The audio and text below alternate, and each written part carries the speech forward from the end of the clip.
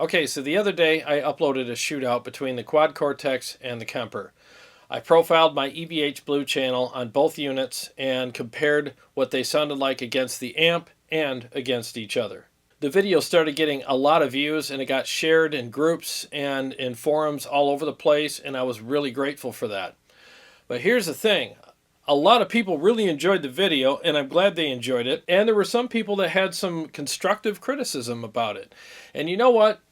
This is the way I look at it. I'm a grown-ass man. If I'm going to make a video and upload it to YouTube, I better expect some critique from some people from time to time. And if I can't take that, then I should just shut my channel down and go away.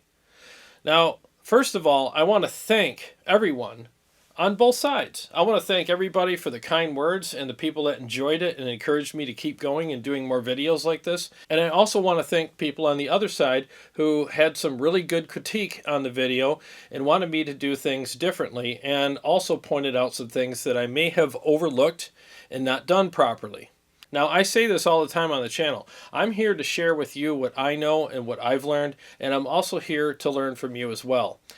And over the last few days, I have learned a ton of things from you guys. I've learned that I have a great community. It's filled with people who give me a lot of positive feedback, and it's also filled with people who want to give me some constructive criticism, and I really appreciate that very much. So here's what I did. I started all over again. I started from scratch. I did Kemper profiles and Quad Cortex Captures on both my Diezel Herbert MKIII and my Engl Savage Mark II. I then refined, per your request, the profiles that I did on the Kemper. And throughout this process, and with a few phone calls that I made and reading some comments, I also noticed a few other things that were, well, let's just say inaccurate in my video. Now, let me just say this.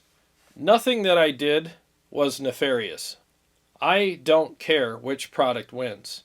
I really don't. You know who I want to win? You, the viewer. I want you to win. And how you win is you get the best information possible. You get the best, most scientifically accurate shootouts possible on this channel. Okay? So you win. The products are secondary to me. Now, let me also say this. I like these. I like the stuff that's behind me. I like amplifiers. I think those are the best. So, you know, let's get that straight right now. As far as these digital platforms are concerned, I think they're great. I think they're great handy tools for us to use when we're traveling, or we have to pack light for a gig or a jam with some friends or whatever. But at the end of the day, this is what matters, the stuff that's behind me. These are number one. Nothing will ever replace these.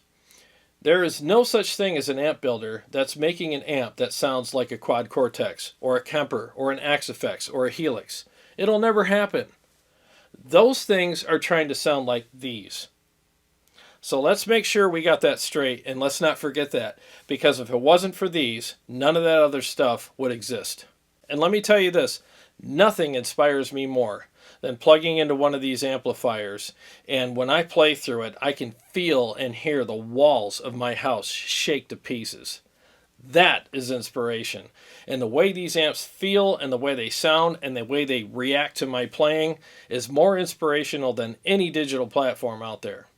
And let me also say this. It's really nice that we can have all these social media groups out there. Like if you're really into the Kemper, you could be in the Kemper group. If you're really into the Helix or the Axe-Fx or now the Quad Cortex, you could be in those groups. But I want to emphasize something here. Let's try not to be so tribal about the products that we're involved with. Let's try not to associate our identities with these products either. It's funny how people get caught up in this, and they just become these apologists or these defenders of these products everywhere, as if they're defending their own identity or their own merit in society because their product may have not won a contest or something like that. And these are the same people that when the next new shiny product comes out on the market are selling the product they once gave their life for up on Reverb for half the price they bought it for. These will always hold their value. These will always be worth very close to what you bought them for new. As soon as a digital product has seen its end of life, you can buy it for pennies on the dollar compared to what it sold for new. So let's try to keep it all in perspective. This is about music. This is about what inspires us. And a lot of these products do that, and they also make our jobs easier, especially when it comes to travel, setup, teardown, recording, and all that kind of stuff. And it's great, but they're all just tools for the trade, and they're emulating these. And another thing that I want to ask all these really hardcore tribalists out there, have you gotten better at sweep picking or shredding or that one riff that you've been really having a hard time getting down? Are you a tighter, better player? Are you a faster player? When's the last time you played something that made somebody freaking bawl their eyes out? When's the last time that you played something that brought out emotions inside of you that you didn't even know you had? Or sent that shiver up your spine? Or made the hairs on the back of your neck stand up? That's the kind of stuff that we should be concentrating on. Because none of that gear out there really does that for us. It just helps us to play so that we can get there. Alright, so now that I'm off my soapbox, let's get on with the rest of the video. I'm going to go ahead and capture and profile and refine these amplifiers and put them up against each other and the amplifiers that they are mimicking. And make sure you stay tuned to the end of this video for my final thoughts and for me to share some of the things that I've learned throughout this process. I'm going to go over a couple very important topics. One is pure cab, and number two is refining of profiles on the Kemper with examples. Trust me, it'll be worth it. Do not skip anything in this video. Watch every second of it. I will make sure it's worth your time. Alright, so now let's start the capture process with my Diezel Herbert MKIII on channel 2 plus.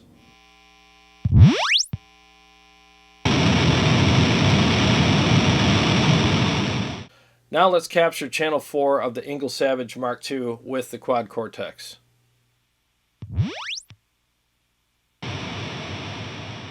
Alright, so now I'm going to profile channel 4 of my Engl Savage Mark II with the Kemper.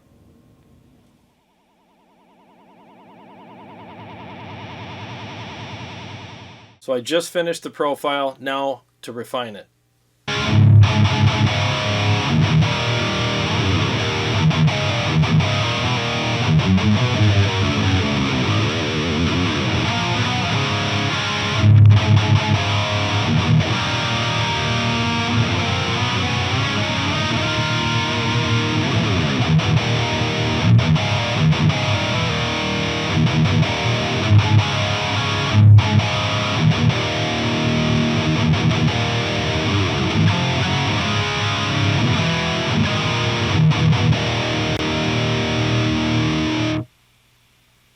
Okay, we're all set. I profiled it, refined it, and stored it onto the Herbert. Alright, so now I'm going to profile channel 2 plus on my Diezel Herbert with the Kemper.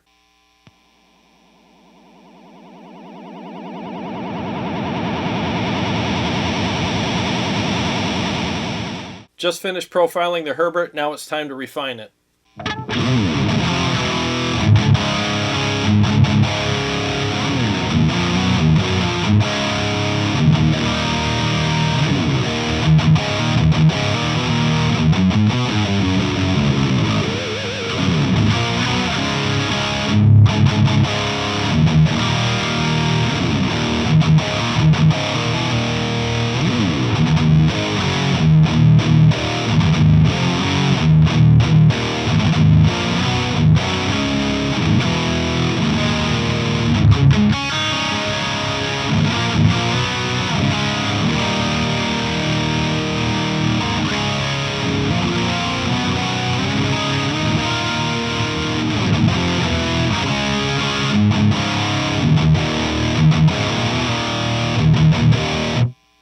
Alright, it's profiled and refined. Now it's time to move on with the rest of the video.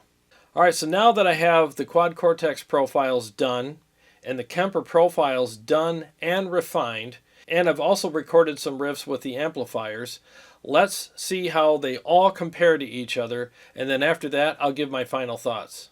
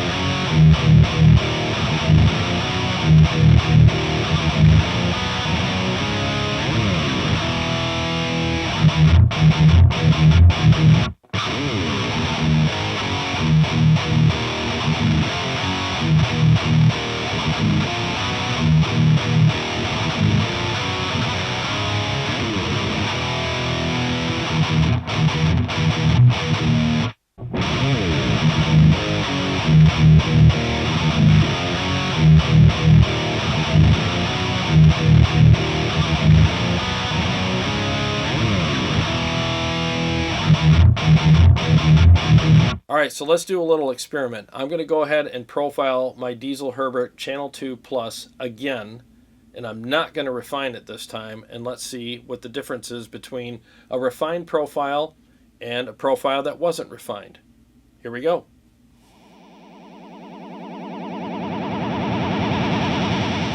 Alright, just finished profiling the Diezel Herbert and did not refine the profile. So let's see what the difference is between a refined and an unrefined profile now. Okay, so now I'm going to play a little bit, and I'm going to switch between the refined and the unrefined profile, and let's see if there is a difference and how big that difference really is.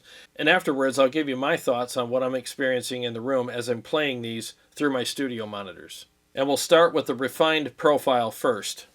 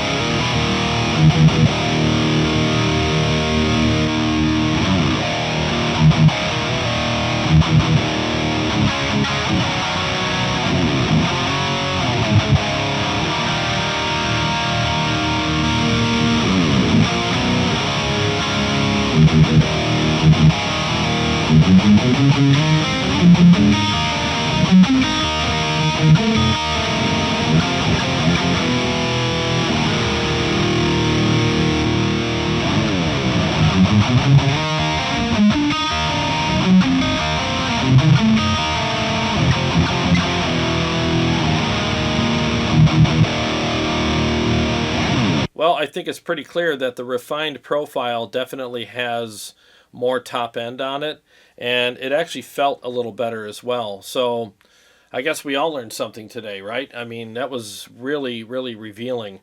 So refining your profiles is definitely something that you really should do. Okay, so truth be told, I started profiling my amplifiers over a year ago, and when I did it, I did do the refining process at first, and I must have did it wrong, because every time I did the refining process on my amplifiers, it made them sound really harsh, and it just didn't work. And what I did is I played every note on the neck on every string. And then I did some palm mutes and some riffs and some open chords and some bar chords and stuff like that. And I would probably play for a couple of minutes when I did the refining process.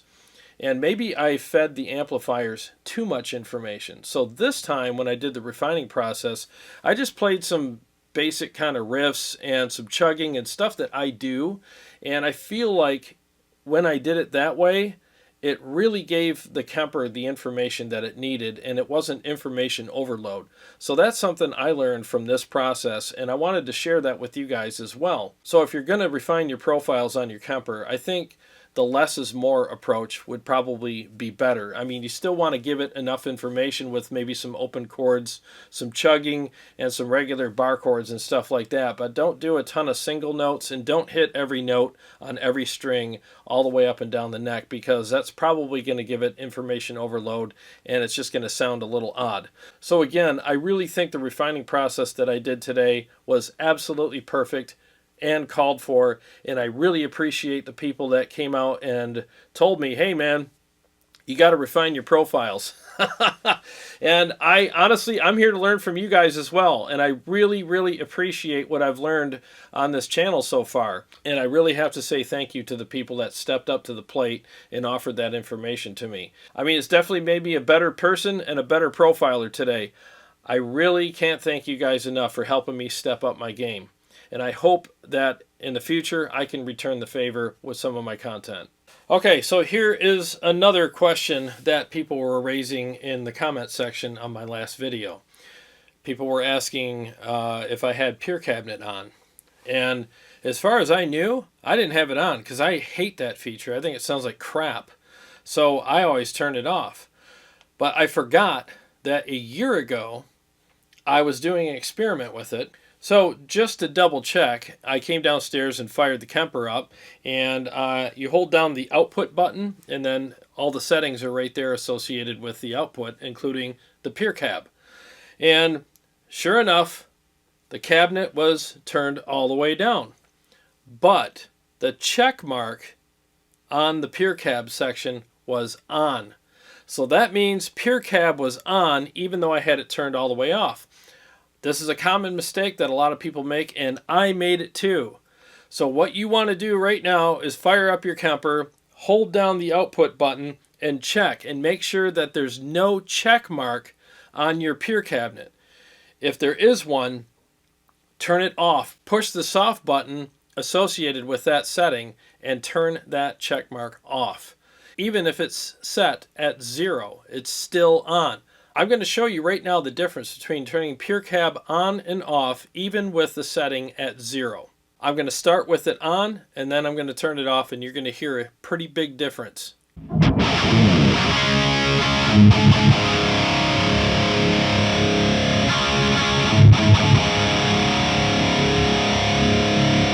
Pretty big difference, right?